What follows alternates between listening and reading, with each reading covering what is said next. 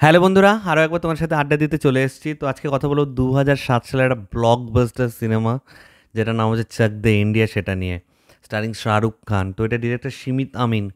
আমি এনাকে নিয়ে আলাদা করে একটা ভিডিও বানাতে চাই, এই ডিরেক্টরকে নিয়ে। Ab Tak 56, salesman of the year, Chak De India, Shuddh Desi romance, এই ধরনের সিনেমা করার পর তিনি এখন কোনো সিনেমা করছেন না। প্রায় 10 বছর 11 বছর হয়ে গেল তিনি আর কোনো সিনেমাই করছেন না। এত এত ভালো সিনেমা দেওয়ার পর আমি বুঝি না কী চলে ইন্ডাস্ট্রিতে। তো কথা বলছি চক দে ইন্ডিয়া নিয়ে। প্রচণ্ড সাকসেসফুল একটা সিনেমা, যা বাজেট ছিল তার থেকে অনেক বড় বেশি, মানে বক্স অফিস কালেকশন করেছিল। ইয়াশরাজ ফিল্মস থেকে এসেছিল, সালিম সুলেমানের মিউজিক ছিল, এবং এখানে বাঞ্চ অফ স্টার্স ছিল, মানে শুধু শাহরুখ খান না, শাহরুখ খান বাদে যেহেতু Indian hockey team, women hockey team দেখানো হয়েছে, তো একটা লম্বা কাস্টিং আছে এখানে। বিদ্যা মালবারে, শিল্পা শুক্লা, সাগরিকা ঘাটকে, তারপরে অনাইতা নায়ার, সীমা আজমি, চিত্রাশী রাওয়াত, এরকম করে অনেকের নাম আছে। যতগুলো প্লেয়ার সবার নাম আছে। এছাড়া জাভেদ খান, মোহিত চৌহান, দেন ভিভান ভাটিনা, নকুল বেদ, জয়শ্রী অরোরা, মানে সাপোর্টিং স্টার কাস্টেও ভালো ভালো অভিনেতারা আছে। তোমরা এই নামগুলো সার্চ করো, তাহলে বুঝতে পারবে। অ্যাকচুয়ালি হয়তো এদের পেজ সবাই চেনো, নামগুলো হয়তো জানো না। তো এই নামগুলো সার্চ করো, তাহলে বুঝতে পারবে আমি কাদের কথা বলছি। এবং গানগুলোর কথা যদি বলি, এর যে টাইটেল ট্র্যাক, চক দে ইন্ডিয়া, অসাম অসাম। এছাড়া দুঃখের যে গানটা, মলা মেরে লে মেরি যা, শুরুর দিকে হয় গানটা।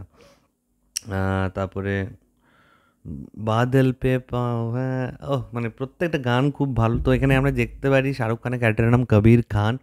এবং সিনেমাটা যখন শুরু হয়, একদম ফার্স্ট সিনে আমরা দেখতে পারি Shahrukh Khan Indian men's hockey টিমের, ইন্ডিয়া পাকিস্তানের খেলা চলছে, final match. Shahrukh Khan penalty পায়, শট নেয়, কিন্তু সে মিস করে। তার ওপর আরও পাশে যে সে হয়তো ইচ্ছে করে, সে যেহেতু নিজে কবির খান মুসলিম, সে কারণে পাকিস্তানকে ইচ্ছে করে জিতিয়ে দিয়েছে। সে তার নিজের জায়গায় থাকতে পারে না, আশেপাশের লোকজন তাকে দেখলে দুচ্ছাই করে, তাকে টিম থেকে বাদ দিয়ে দেওয়া হয়, তার সাথে প্রচুর খারাপ জিনিস হয়। তো কি বলবো আর কি। তো এমত অবস্থায় শাহরুখ খানের কাছে একটা সেকেন্ড চান্স আসে। সে ইন্ডিয়ান ওমেন্স হকি টিমের কোচ হয়, এবং সে কোচ হওয়ার পর সে কী করে এই ইন্ডিয়ান ওমেন্স টিমকে উইনার বানায়, ওয়ার্ল্ড কাপ চ্যাম্পিয়ন বানায়, সেটা নিয়েই বাকি সিনেমা। তো এখানে একটা টিম কী করে তৈরি করতে হয়, একজন কোচের ওপর কী কী প্রেশার থাকে, কী করে সেগুলো হ্যান্ডেল করতে হয়, স্ট্র্যাটেজি কী কীভাবে বানাতে হয়, অন দ্য ফিল্ড কীভাবে ইনস্ট্রাকশন দিতে হয়, সমস্ত কিছু সিনেমার মধ্যে আছে। এবং শাহরুখ খান এত সুন্দরভাবে এটা পোর্ট্রে করেছে, মানে কি বলবো। চক দে ইন্ডিয়া যেমন পাওয়ারফুল গান আছে এর মধ্যে, মোটিভেশনাল গান আছে, সেরকম ইন্সপায়ারিং একটা স্টোরি। এবং শাহরুখ খানের শুধু পারফরমেন্সের কথা বলবো না, এখানে যে টিম মেম্বার যারা ছিল তাদের পারফরমেন্সও এত ভালো ছিল। তখন যারা নিজেদের টিমের মধ্যে নিজেরাই মারামারি করছে, লড়াই করছে, যখন তারা আবার ইউনাইটেড হয়ে খেলছে, মাঠের মধ্যে বিভিন্ন ঝামেলা করছে, কিছু পার্সোনাল ইস্যু আছে, শাহরুখ খানের সাথে কারো ইগো প্রবলেম আছে, এই ব্যাপারগুলো এত সুন্দরভাবে এখানে দেখানো হয়েছে না, মানে কি বলবো। তো চক দে ইন্ডিয়া আমার সত্যি খুব পছন্দের একটা সিনেমা, এবং শাহরুখ খানের একটা ব্রিলিয়েন্ট পারফরমেন্স।